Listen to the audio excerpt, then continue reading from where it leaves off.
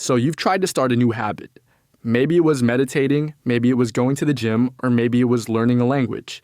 You've downloaded the apps, you've set the alarms, but after a few enthusiastic days, you're right back at square one, blaming your willpower and calling yourself a failure. But your willpower isn't the problem at all. The real reason you keep falling off has nothing to do with some personal failing, and everything to do with a faulty system. You can fix that system by using a simple 4-step framework. There's a good chance you know it because it's a framework from the book Atomic Habits, but reading the book and knowing it is not the same thing as using it. That's why we are going to use it now. By the end of this 7-minute video, you will have a ready system for sticking to a habit of your choice. The only thing you need is a piece of paper and something to write with. So grab it right now, but really grab it. There is no point in watching another video and not doing anything with the knowledge. Let's start with just a little theory. When you try to force a new habit, you're fighting your brain's programming. Your brain creates neural shortcuts for everything you do on repeat, an autopilot system. This is why old routines feel effortless and new ones feel like a struggle. Relying on willpower is like trying to hold a beach ball underwater. Eventually you'll get tired and the ball will pop back up. Instead of fighting your brain, let's work with it. All behavior change follows a 4-step loop: cue, craving, response, and reward. We can turn this loop into a practical framework called the 4 laws of behavior change. Make it obvious, make it attractive, make it easy, and make it satisfying. Now, get that piece of paper. At the top, I want you to write down the one new habit you want to build.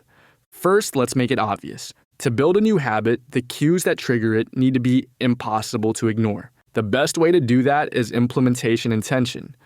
It's one of the most well-researched and effective tools for goal achievement. The best thing is, it requires writing down a single sentence. It's a specific plan that links your intended habit to a specific cue, often in an if-then format. If situation Y occurs, then I will perform behavior Z.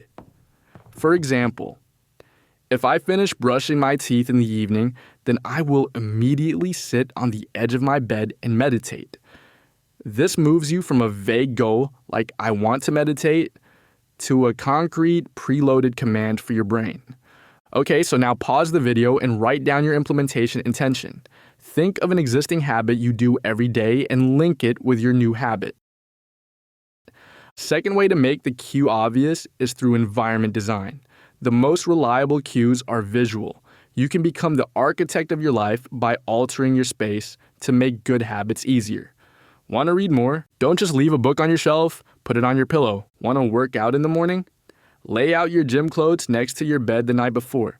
Think of a way you can do that for your habit and write it down as well. Okay, now let's make your habit attractive.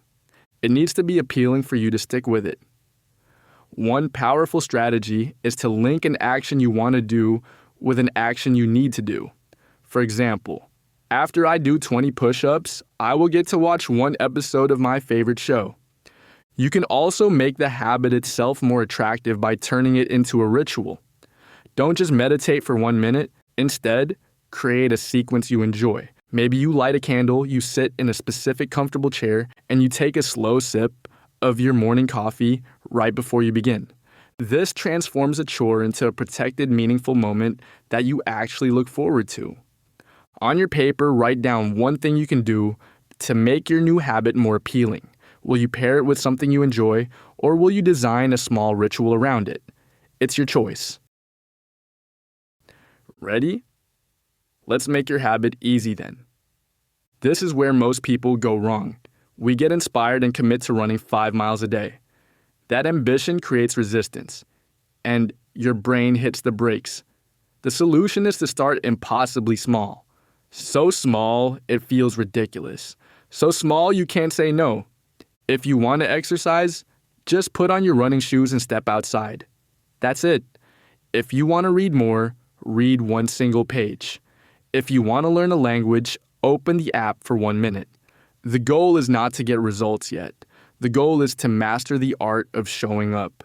You're not training your body, you are training your brain to automate the act of starting. Look at the habit you wrote down. Now shrink it. What is the 2-minute version? Write that down on your paper. This is your new starting point. Finally, let's make your habits satisfying. Your brain is wired to prioritize immediate rewards. The problem with most good habits is that the reward is delayed. The payoff for going to the gym is a future healthy body, but the satisfaction of sitting on the couch is right now. You have to give yourself an immediate win. The simplest way to do this is with a habit tracker. You can download an app or get a calendar and draw a big X on every day you complete your habit.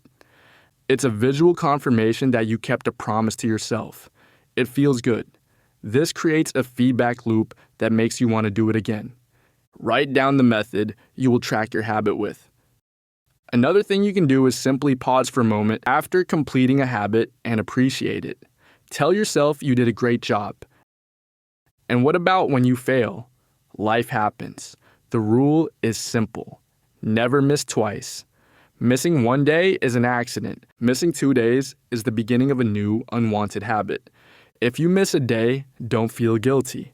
Just put all your focus on getting back on track the very next day. Of course, don't take it to the extreme. If you have a fever and you're almost dying, don't go running. Even though it's just common sense, I somehow feel like it's important to say that. Okay, so look at your piece of paper. You should now have the habit you want to build. An if-then plan reinforced with environmental design, a way to make it attractive, an impossibly small 2-minute version of it, and a way to track it. You now have a system.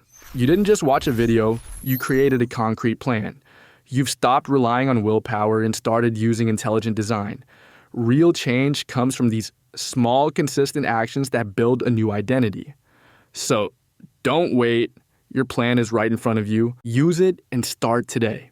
If you found this video helpful, you will also like this one about a framework for dealing with your hard emotions. It's a longer one, but it's worth it.